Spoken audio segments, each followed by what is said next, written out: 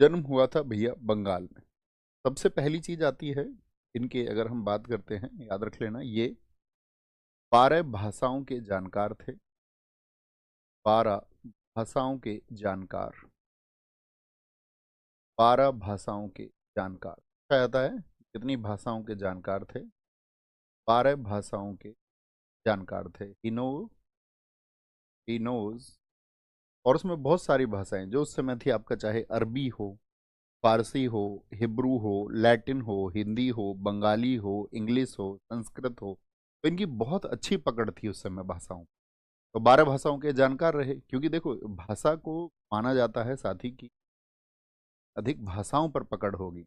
यानी कि प्राचीन समय पे आप देखना, आज तो बहुत बेहद आसान है। अभी तो एआई इस युग में ये बात कर रहा है कि जैसे कि मैं अभी इंग्लिश आपका हिंदी में आपको पढ़ा रहा हूँ, मान के चलिए, और मेरी बातें आप कैसे सुन रहे हैं? आप अभी हिंदी भाषा में सुन। लेकिन एआई में जो अभी काम चल रहा है, मतलब अभी परफेक्ट वे में नहीं हुआ है, तो मेरी यही क्लासेस आप एआई में जो है, आप चाहे जिस भी भाषा में चाहें, बोर्ड पर भी अगर मैंने हिंदी में लिखा है, आप जिस भी भाषा में आप चाहेंगे कि मैं चाइनीज़ में पढ़ाऊँ आपको, तो आपको वो मेरी क्लास चाइनीज़ में डिलीवर होगी, मंदारिन में डिलीवर होगी, हिब्रू में देखोगे हिब्रू में, जर्मन में देखोगे जर्मन में, और आपका जो साथ में मेरे बोर्ड पे भी लिखा हुआ है तो वो भी जर्मन में ही लिखा हुआ आएगा। अभी उस फील्ड में काम चल रहा है, और ऐसा नहीं, हमारे यहाँ सब जगह ऑल ओवर वर्ल्ड। और जब पूरे दुनिया में परिवर्तन आएगा तो आपका सब उसको अपना लेंगे। लेकिन ये तो बात हुई आज आधुनिक समय की। लेकिन प्राचीन समय में ऐसा नहीं था। प्राचीन समय में गूगल ट्रांसलेट जैसी चीज़ें भी नहीं। प्राचीन समय में तो आप जिस भाषा को जानते थे, आप उसी ही भाषा के साहित्य को पढ़ सकते थे, और आपके अंदर ही वो समझ होनी चाहिए थी। ठीक है, समझ पा रहे हैं? तो प्राचीन समय में कई बार ऐसा होता था कि व्यक्ति जो है कई भाषाओं को सीखता था, अगर उसको अन्य धर्मों के या अन्य भाषाओं के साहित्य को पढ़ना होता था। समझ पाए मेरी बात को? तो राजा राम मोहन राय इसी तरह के थे। तो राजा राम मोहन राय के बारे में अगर हम पहली बात तो इनकी दो कैटेगरीज बनाएं। एक तो इनकी जो विचारधाराएं हैं उनके बारे में कैसे समझेंगे आप। एक तो एक लिखना कि ये सपोर्टर किसके थे, समर्थक। एक पक्ष तो ये तैयार करना आप, और एक पक्ष आप तैयार करना है यहाँ साथ में कि विरोधी किन चीजों, तो आप राजा राम मोहन राय जी को अच्छे से समझ पाओ ये विरोधी किसके थे। तो अगर हम बात करें सपोर्ट किसको करते थे और ये अपोज किसका करते थे, अपोज कौन से कस्टम्स थे जिनका इन्होंने इस देश में अपोज किया, और कौन से थे जिन कस्टम्स को इन्होंने देश में सपोर्ट किया कि ये होना चाहिए। तो उसमें सबसे पहली चीज समर्थक जो इन्होंने रहे, सबसे प्रमुख चीज आती है एकेश्वरवाद। एकेश्वरवाद। एकेश्वरवाद। ठीक है। अब देखिए एकेश्वरवाद का मतलब आप समझते हैं, मोनोथीज्म। मतलब किसकी पूजा होनी चाहिए? एक ईश्वर की। कि आप बेशक उसको नाम अलग अलग दें, चाहे आप किसी भी धर्म से हों, चाहे आप किसी भी मत को मानते हो, या किसी को भी आप मानते हो, लेकिन शक्ति एक ही है। और जो शक्ति एक है तो उसी एक शक्ति की पूजा होनी चाहिए कि वो एक शक्ति क्या है। फिर व्यक्ति का अपना चुनाव है, वो चाहे जिसको पूछे। जैसे बहुत जगह तो भारत में क्या है, बहुदेववाद है। भारत में क्या प्रचलन में है? बहुदेववाद, यानी कि पॉलीथीज्म। यहाँ पर मोनोथीज्म नहीं, एक की पूजा नहीं होती। तो यहाँ पर अनेक, कुछ व्यक्ति किन्हीं को पूजते हैं, कुछ व्यक्ति किन्हीं को पूजते हैं, कुछ व्यक्ति किसी और को पूजते हैं, तो वो उस बात के लिए स्वतंत्र हैं कि वो किसकी पूजा करें। लेकिन इन्होंने जो जोड़ दिया है, इन्होंने जोड़ दिया है एकेश्वरवाद। ठीक है। आगे क्या होता है फिर आपका? जैसे पहले समर्थक को ही समझ लेते हैं, दूसरी चीज इनकी आती है एकेश्वरवाद। एक इन्होंने जोड़ दिया अपना पूरा जीवन स्त्री सशक्तिकरण पर। स्त्री सशक्तिकरण। स्त्री सशक्तिकरण। स्त्री सशक्ति, यानी कि किस पर ध्यान दे दिया इन्होंने? वुमन एम्पावरमेंट पर, कि भाई स्त्रियों की दशा है, वुमन एम्पावरमेंट। वुमन एम्पावरमेंट पर इन्होंने बात की। तीसरी चीज की अगर हम बात करते हैं, तीसरी सबसे महत्वपूर्ण इनकी बात रही विधवा विवाह। और विधवा विवाह के लिए एक व्यक्ति मैंने आपको बताए थे, कौन? विधवा विवाह। इन सभी बिंदुओं पर हम बात कर चुके हैं। ठीक है, यानी कि widow marriage. Widow marriage, Bengal में सबसे ज्यादा हालात खराब थे। Widow marriage. चौथा आपका अंतर जातीय विवाह। इन्होंने कहा कि जो ये जातीय भेदभाव हैं ये दूर होंगे अंतरजातीय विवाह से, intercaste marriage, intercaste marriage, intercaste marriage. और एक आपका अंग्रेजी शिक्षा, अंग्रेजी शिक्षा, क्योंकि मैंने आपसे कहा था ना, ये ऐसा नहीं थे कि भाई नहीं प्राचीन व्यवस्थाओं पर ही हमको बने रहना है। इंग्लिश एजुकेशन और English language, English education, English education, ये इनके मुख्य पक्ष हैं जिनके ये साथी बने। बात समझ गए मेरी? बोलेंगे अभी फटाफट से, थम्स अप करें। ये व्यवस्थाएं आप सब जानते हैं। इन व्यवस्थाओं के समर्थक बने और विरोधी किन व्यवस्थाओं के बने? जैसे कि उस समय पर आपका सती प्रथा, आप जानती है, ये तो इन्हीं के प्रयासों से लॉ बना बेंटिक के समय, जो आपका सती सती ट्रेडिशन था, सती ट्रेडिशन, इसके ये विरोधी बने। दूसरी चीज क्या थी? आपका बाल विवाह, कल हमने इस संदर्भ में प्रकाश डाला था। बाल विवाह, चाइल्ड मैरिज नहीं होनी चाहिए, चाइल्ड मैरिज पर रोकथाम हो, चाइल्ड मैरिज। तीसरी चीज, तीसरी चीज थी इनकी बहु विवाह, जो पॉलीगैमी चलती थी। पॉलीगैमी, बहुत ज्यादा विवाह लोग कर लेते थे, किस लिए करते थे? कल हमने क्लास में आपको बताया था, बताओ, बहुत अधिक विवाह, पॉलीगैमी। चौथी चीज इनकी पर्दा प्रथा, जो पर्दा सिस्टम था, पर्दा प्रथा के ये विरोधी बने।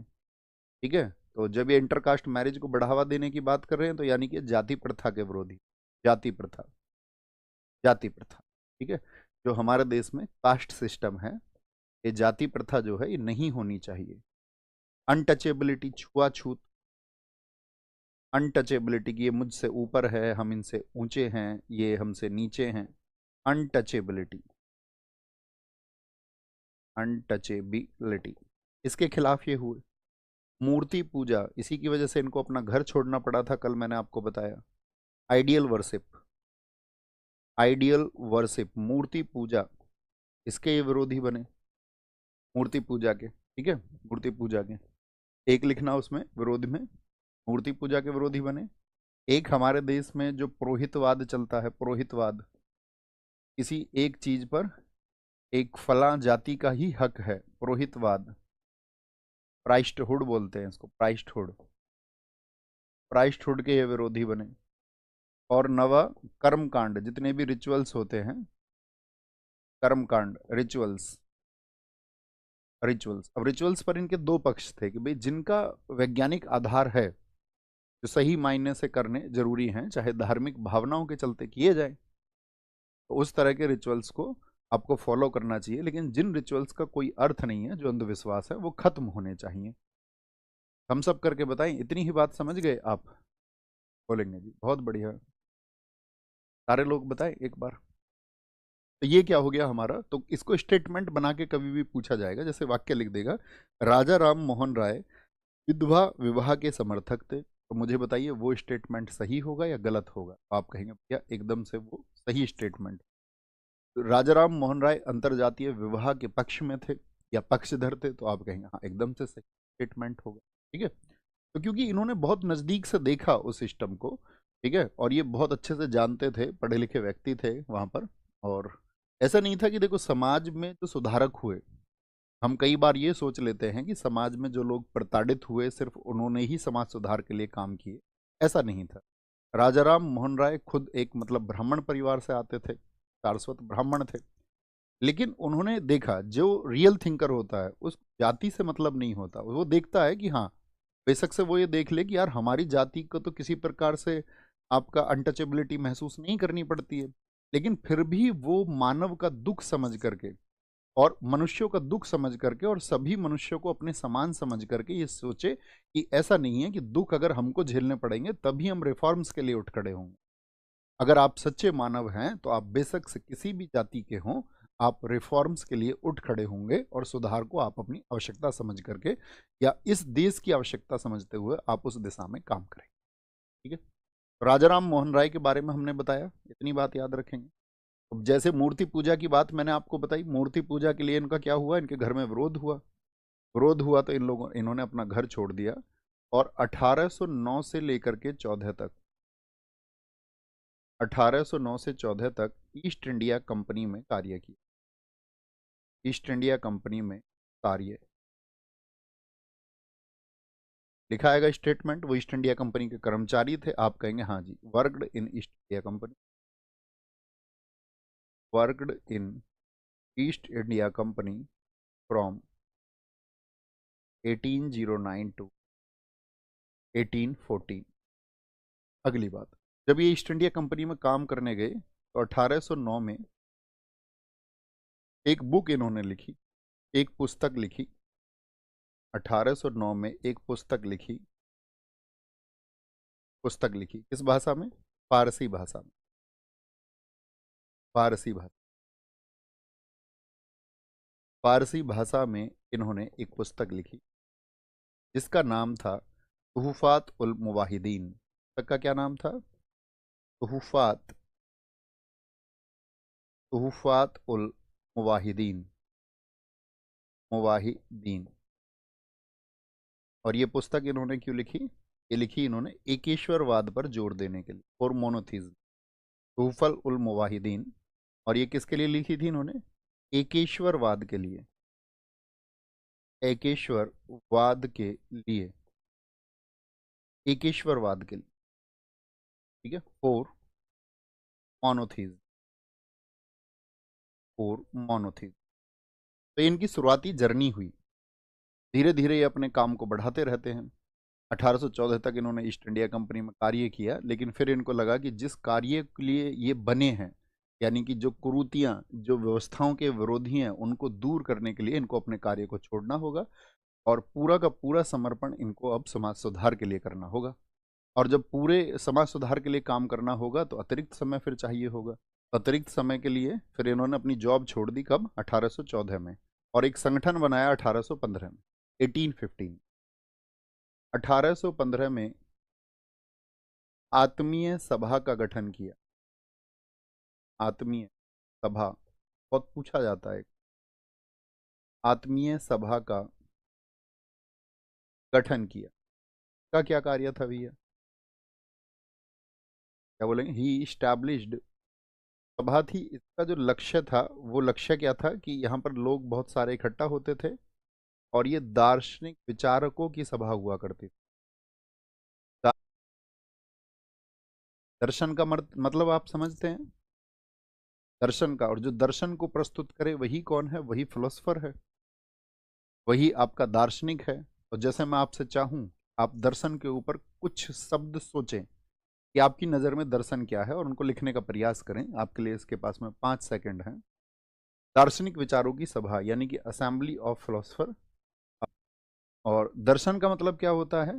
दर्शन का मतलब है कि किसी, एक तो दर्शन ये है कि बजा दिख जाना, कि भगवान जी के दर्शन हुए, या किसी से आप कहें कि दर्शन दे दो, तो दर्शन का मतलब एक तो हुआ दिख जाना।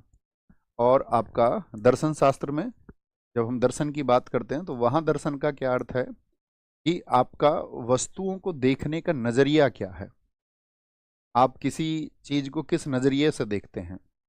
जैसे कि मान के चलो आपका किसी एक बात को लेकर के आप देखते होंगे बहुत सारे लोगों के जो इनपुट्स होते होंगे या उनके जो मत होते होंगे, आप अक्सर देखते होंगे मत उनके अलग अलग हैं। तो जब उनके मत अलग अलग हैं तो ये किसकी वजह से है? ये वजह है उनके दर्शन की, कि उन्होंने उस एक घटना को किस तरह से समझा या उस एक घटना का अवलोकन या निरीक्षण उन्होंने किस तरह से किया है। बात समझे? तो ये दार्शनिक विचार यहाँ पर पैदा होने लगे और लोग बैठ करके अपनी सभा करने लग गए। इन्होंने कहा कि भाई ये रूढ़ियाँ हैं, जैसे लोगों ने सवाल किए होंगे, नहीं विधवाओं की तो यही स्थिति बनी रहनी चाहिए, तो इन्होंने कहा होगा नहीं इस स्थिति को इसीलिए सुधारना चाहिए। फिर कुछ लोगों ने मत दिए होंगे, तो इसी को बोलते हैं आपका कि वहाँ पर एक दर्शन विकसित हुआ। फिर इस प्रोसेस को आगे बढ़ाया गया। इन्होंने 1817 में, 1817 में हिंदू कॉलेज, जो बाद में प्रेसिडेंसी कॉलेज भी बना, 1817 में हिंदू कॉलेज, हिंदू कॉलेज की स्थापना की, हिंदू कॉलेज की स्थापना की। ये काम ये सब कलकत्ता में कर रहे हैं। कहाँ पर हो रहे हैं ये कार्य? बताइए, कभी पूछ ले आत्मीय सभा का गठन कहाँ हुआ था, हिंदू कॉलेज की स्थापना कहाँ पर हुई थी, तो ये कहाँ पर हुई थी, ये सब आपको पता होना चाहिए। Establish, establish